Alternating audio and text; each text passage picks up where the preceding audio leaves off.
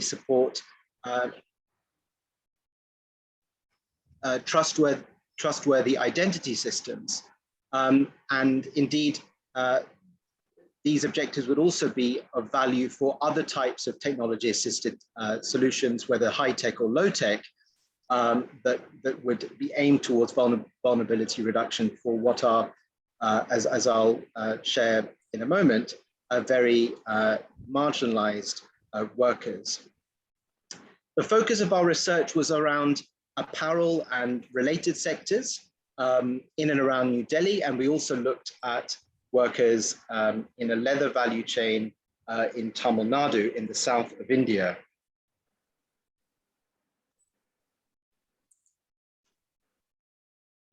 Our research method, and I think so, just to give a bit of context where we come in as Tradecraft in the process, was to support the understanding of home worker and other vulnerable worker needs that would then inform a potential system design, especially when we're working with workers who are not necessarily connected technologically, whether it's to the internet or to other forms of technology. It was really important to understand that, as well as to understand their levels of so connectedness to these technologies, as well as other areas of vulnerability that exist within these supply chains that these workers experience. Our research was really built on previous work that we've done with textile workers, for example, recently in Southwest Delhi in 2019-20, as well as an ongoing project that we're managing called Home Workers, which is co-funded by the European Union, that aims to improve supply chain transparency for home workers. For those of you who may not be aware of who home workers are, these would be women typically who would be working from their homes and usually on piece rates. So they would be not contracted or in any kind of formal employment, but would nonetheless be doing vital work that would be supporting the development of products that might appear in retail stores in the UK or in other contexts. So after understanding a bit about worker vulnerabilities and what their needs are through the sort of first phase of the research, which you can see there in the middle of your screen, we then try to understand what a system might look like or could look like that would support workers in this category. And we developed an emergent solution, and then we actually fed back, arranged some feedback sessions with the workers around this solution to understand a bit more about how they might experience it, and whether there would be any feedback from them that might guide the design at this early formative stage. There were a number of challenges. Obviously, we were working in the context of the pandemic, and that did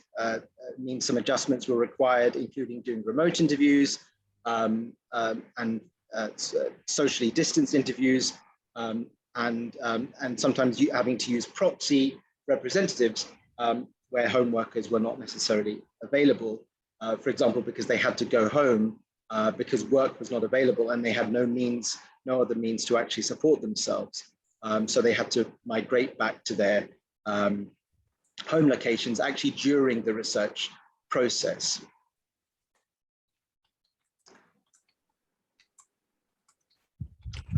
Some of the insights that we kind of gleaned from the process were have been well documented by other studies as well, but we know that home workers receive work from different contractors and subcontractors. They receive very, very low wages, and typically payment is in cash. And they often, especially during the pandemic when their livelihoods are affected, they have to rely on loans to make ends meet, and levels of indebtedness were a real concern. A major point really to understand about this group of workers is that they are not often recognized as workers, as I alluded to before, and in that sense they're not in possession of labor rights in the sense of being formally recognized by the businesses that employ them, or even by the government as well. So a key area of vulnerability is simply this lack of their recognition as workers per se, and sometimes home workers themselves may not actually see themselves as workers. As mentioned as well, the levels of engagement with technology that I guess a lot of us take for granted is quite low, and there are also gender-related reasons for this, where men would be more comfortable with this technology, or not more comfortable, but would actually have more access to this technology, therefore would be more familiar with it, and women would be perhaps less exposed.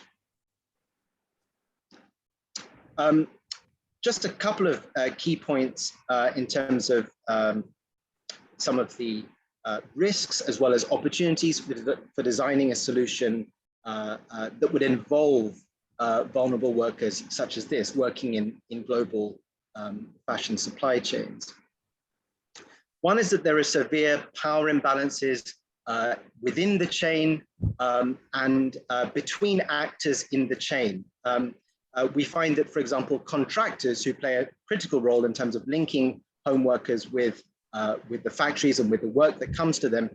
may pose a risk because they have the option not to give a particular home worker work. So they need to be included. They also need to be included in any supply chain solution because they may also be vulnerable and underpaid, and they obviously have their own labor rights that need to be respected. They typically would not have bargaining power up the chain, and so to address any concerns that they face and their home workers may face, whether it's around delays in payments or very low payments, for example, we would need to engage suppliers and more powerful actors, the most powerful actors obviously being buyers and brands. There can be a challenge in terms of engaging brands because there are reputational risks associated with these very opaque and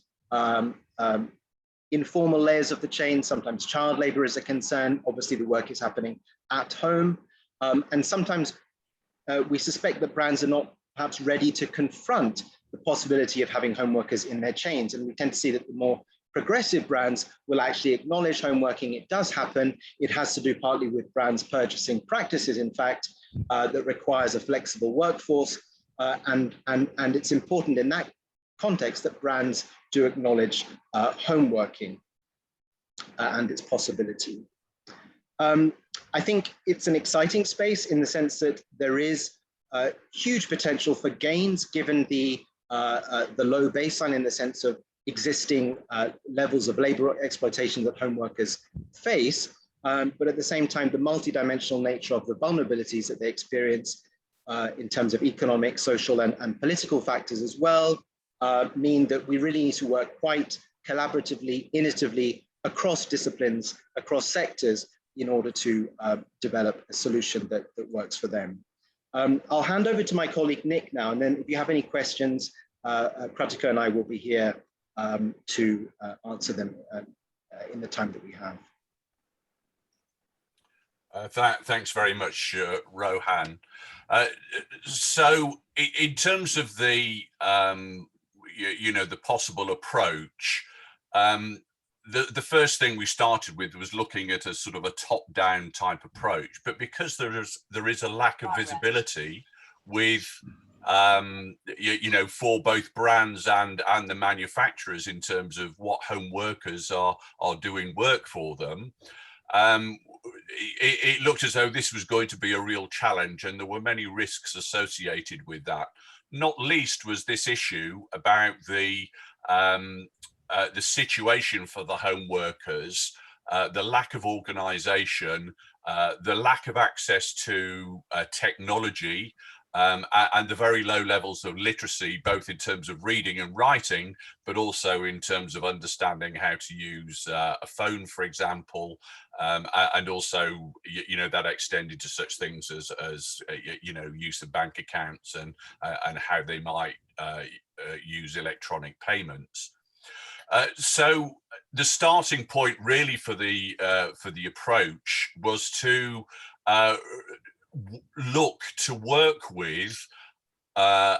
organization that could be established or already exists on the ground to support informal workers and home workers. And on that basis, from a technology point of view, key elements around that sort of relate to being able to register them and facilitate some kind of digital interaction with them. So there are two aspects in that from a technology point of view. First is the registration, and associated with that would be a digital identity that would allow the collective, as I've referred to it, to know who the workers are. And the second element is access, and as well as the sort of traditional things that we might consider in terms of a smartphone app or a website or what have you here in the West, one of the things that we've been looking at is the potential to use a voice interface that would allow workers to make a telephone call from a borrowed phone, for example, and to be able to then sort of interact with the system in that way. And also we recognize that there may be many occasions where they would be reliant on an intermediary, someone who's kind of perhaps appointed within that collective to support them. So on that basis, our approach is bottom up and is very closely tied to this support structure for the workers that provides a whole range of other services and support mechanisms for them. Now, the key thing in terms of improving the situation in the within the supply chain is being able to improve the visibility, particularly up the supply chain, and in particular for the brands and suppliers, and through a mechanism of establishing a kind of a regular rhythm to capture that data, which would be on working conditions, what work has been done, how long has a worker been working in that particular period, say in a week, what the piece rates are, what the type of work was, etc., and other information. And by capturing that at the collective level, then that data could then be aggregated and made available to the brands and their suppliers, but also used by the collective in terms of direct sort of contact and if you like, having information that enabled them to have those conversations that needed to take place. And so there's two aspects to that capturing of data. First of all, the capturing of the data on the working conditions, but also establishing a grievance mechanism that not only provided a mechanism for workers to be able to kind of raise issues, but also a mechanism that supported the addressal of those issues and the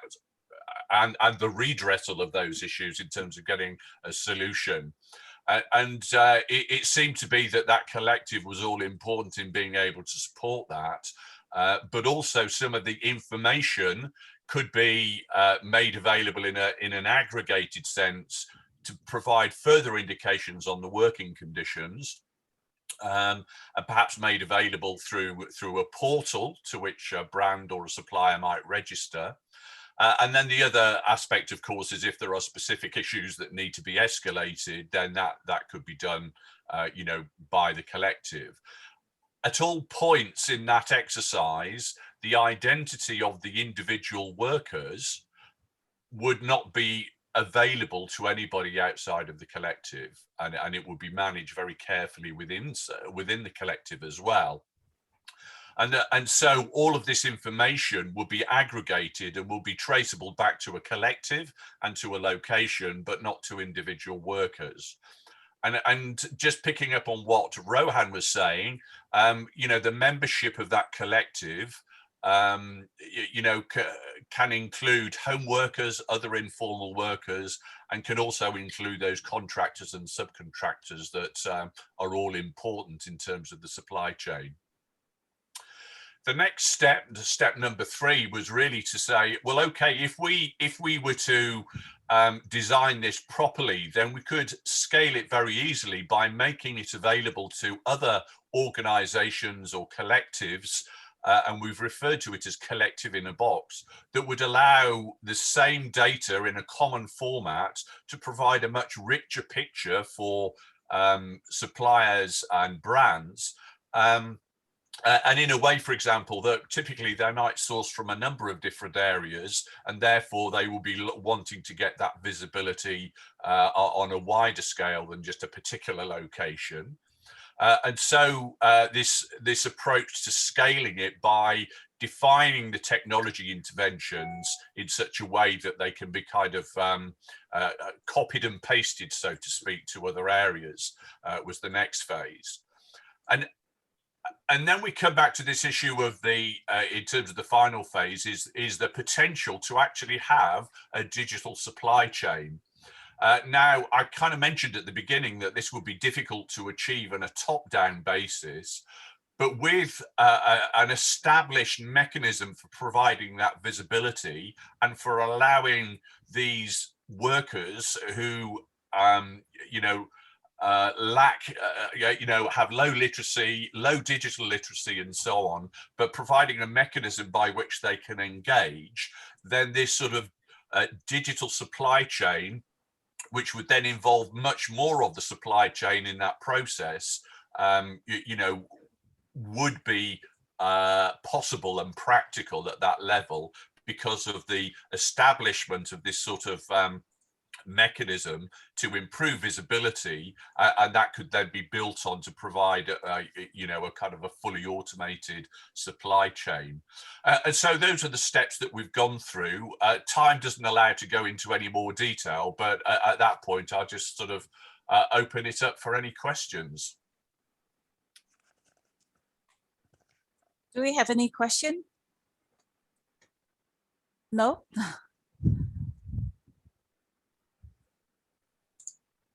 If we don't have any questions, if you have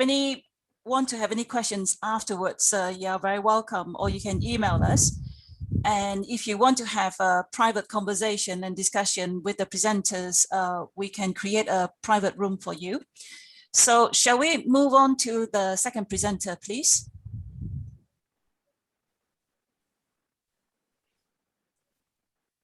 Inji? Yep, sorry, I'm just setting it. So the second presentation is